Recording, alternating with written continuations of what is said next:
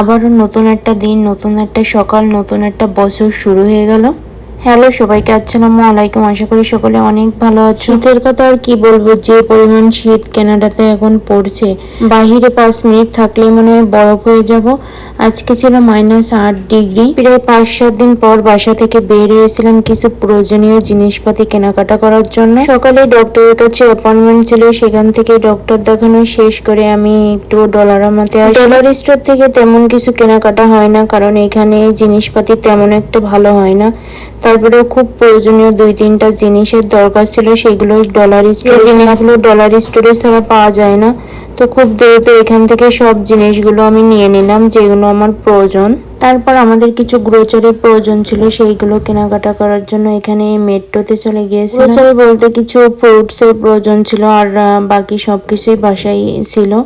তো এখান থেকে প্রথমে কিছু ফ্রুটস নিয়ে নিলাম, ব্লুবেরি নিলাম, তারপরে কিছু আপেল। নরমালি আপেল আমি লালগুলোই নিয়ে থাকি, কিন্তু আজকে গ্রিনগুলো নিয়েছিলাম। এইগুলোও খাইতে অনেক ভালো লাগে। তারপর শীতে সবজি রান্না করার জন্য এই টমেটো এবং সালাদ খাওয়ার জন্য এই টমেটোগুলো খুবই ভালো লাগে। তো এইগুলোও এখান থেকে নিয়ে নিলাম। মেট্রোতে তেমন একটা আসা হয় না, তো আজকে এখানে নতুন একটা জিনিস দেখতে পেয়েছিলাম, অলিভ।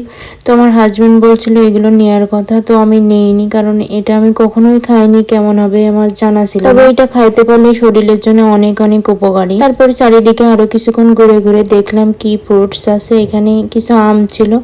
এই আমগুলো বাইরে থেকেই দেখতে সুন্দর, কিন্তু ভিতরে তেমন একটা সুন্দর নয়, কাঁচাও নাই পাকাও নাই, কেমন একটা স্বাদ। আজকে অনেক ভিড় ছিল মেট্রোতে, তো অনেকক্ষণ দাঁড়িয়েছিলাম চেক আউট করার জন্য।